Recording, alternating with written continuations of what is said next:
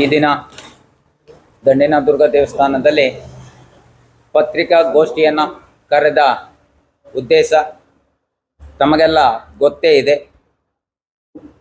ನಮ್ಮ ನೆರೆಯ ಬಾಂಗ್ಲಾದಲ್ಲಿ, ನಾವೇ ನಿರ್ಮಿಸಿಕೊಟ್ಟಂಥ ಬಾಂಗ್ಲಾದೇಶದಲ್ಲಿ ಇವತ್ತು ಅಲ್ಲಿನ ಅಲ್ಪಸಂಖ್ಯಾತ ಹಿಂದೂಗಳ ಮೇಲೆ ಕಳೆದ 4-5 ತಿಂಗಳುಗಳಿಂದ ನಿರಂತರವಾಗಿ ದಾಳಿ ನಡೀತಾ ಇದೆ.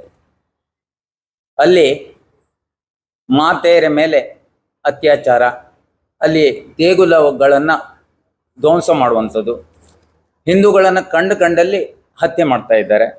ಹಾಗೆ ಚಿನ್ಮಯ ಕೃಷ್ಣ ದಾಸ್ ಅನ್ನುವಂಥ ಇಸ್ಕಾನ್ ಸಂಸ್ಥೆಯ ಮುಖ್ಯಸ್ಥ, ಅವರು ಸನ್ಯಾಸಿ, ಒಂದು ಪ್ರತಿಭಟನಾ ಮೆರವಣಿಗೆ ಮಾಡಿದ್ರು ಅನ್ನೋ ಉದ್ದೇಶದಿಂದ, ಅಲ್ಲಿ ಕೇಸರಿ ಧ್ವಜ ಇಟ್ಕೊಂಡು ಮೆರವಣಿಗೆ ಮಾಡ್ರು ಅನ್ನುವಂಥ ಉದ್ದೇಶದಿಂದ ಅಕ್ರಮವಾಗಿ ಅವರನ್ನು ಬಂಧಿಸಿದ್ದಾರೆ.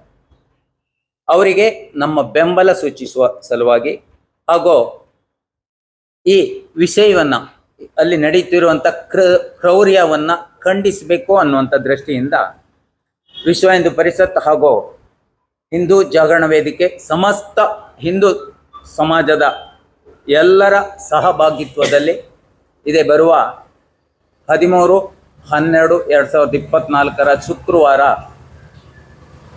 ಒಂದು ಶಾಂತಿಯುತ ಮೆರವಣಿಗೆ, ಆ ಮೆರವಣಿಗೆಯಲ್ಲಿ ಮಾತಾ ಭಗಿನಿಯರೆಲ್ಲ ಇರ್ತಾರೆ, ಹಾಗಾಗಿ ಅದು ಶಾಂತಿಯುತ ಮೆರವಣಿಗೆ ಆಗಿರ್ತದೆ.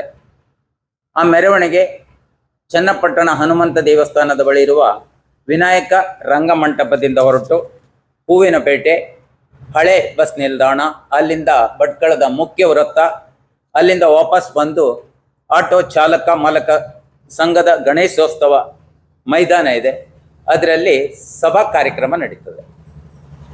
ಆ ಸಭಾ ಕಾರ್ಯಕ್ರಮದಲ್ಲಿ ವಜ್ರದೇಹಿ ಸಂಸ್ಥಾನದ ಶ್ರೀ ಶ್ರೀ ಶ್ರೀ ರಾಜಶೇಖರಾನಂದ ಸ್ವಾಮೀಜಿಯವರು ಉಪಸ್ಥಿತರಿರ್ತಾರೆ. ಅವರ ದಿವ್ಯ ಉಪಸ್ಥಿತಿ ಇರ್ತದೆ, ಅವ್ರದ್ದೇ ಪ್ರವಚನ ಇರ್ತದೆ. ಹಾಗೆ ಇನ್ನೊಬ್ಬರು ಇರ್ತಾರೆ, ದಕ್ಷಿಣ ತೀರದವರು ಒಬ್ಬರು ವಕ್ತಾರ ಇರ್ತಾರೆ.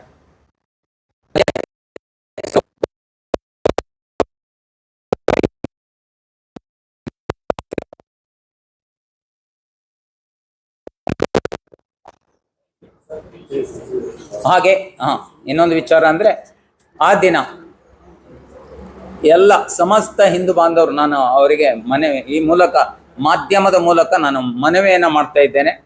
ಎಲ್ಲ ಹಿಂದೂ ಬಾಂಧವರು ತಮ್ಮ ಅಂಗಡಿ ಮುಂಗಟ್ಟನ್ನು ಸ್ಥಗಿತಗೊಳಿಸಿ, ಸಂಜೆ ಮಧ್ಯಾಹ್ನದ ನಂತರ ಸ್ಥಗಿತಗೊಳಿಸಿ ಈ ಕಾರ್ಯಕ್ರಮದಲ್ಲಿ ಎಲ್ಲರೂ ಸಕ್ರಿಯವಾಗಿ ಭಾಗವಹಿಸಬೇಕಂತ ಈ ಮೂಲಕ ನಾನು ವಿನಂತಿ ಮಾಡ್ಕೊಳ್ತಾ ಇದ್ದೇನೆ. ಇದು ಪಕ್ಷಾತೀತವಾಗಿ ನಡೆಯುವಂಥ ಕಾರ್ಯಕ್ರಮ. ಸಮಸ್ತ ಹಿಂದೂ ಬಾಂಧವರು ಈ ಕಾರ್ಯಕ್ರಮದಲ್ಲಿ ಭಾಗವಹಿಸಿ ಕಾರ್ಯಕ್ರಮವನ್ನು ಯಶಸ್ವಿಗೊಳಿಸಬೇಕಂತ ಈ ಮೂಲಕ, ಮಾಧ್ಯಮದ ಮೂಲಕ ಎಲ್ಲರಲ್ಲಿಯೂ ವಿನಮ್ರ ವಿನಂತಿಯನ್ನು ಮಾಡ್ಕೊಳ್ತಾ ಇದ್ದೇನೆ.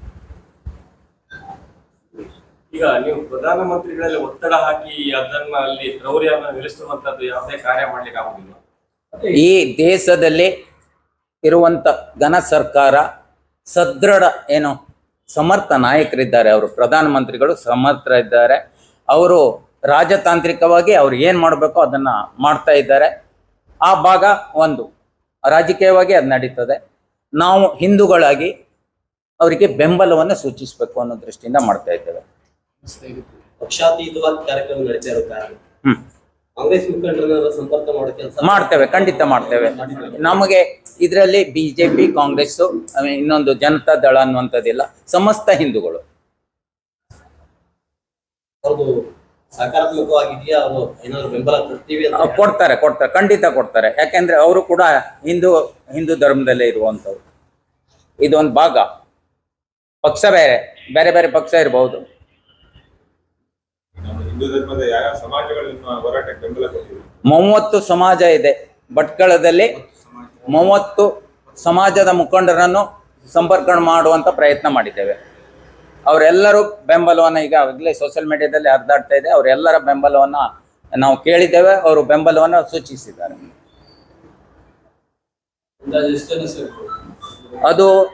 ಇದು ಸಂಘಟಿತ ಪ್ರಯತ್ನ ನಡೀತಾ ಇದೆ. ಇಲ್ಲಿ ಬೈಲೂರಿನಿಂದ ಗೋಟೆ ತನಕ ಏನು ಎಲ್ಲ ಕಡೆ ಬೈಠಕ್ ನಡೀತಾ ಇದೆ. ನಿರ್ದಿಷ್ಟ ಸಂಖ್ಯೆಯನ್ನು ಹೇಳಲಿಕ್ಕೆ ಈಗ ಆಗುವುದಿಲ್ಲ. ಹೆಚ್ಚಿನ ಸಂಖ್ಯೆಯಲ್ಲಿ ಭಾಗವಹಿಸಬಹುದು.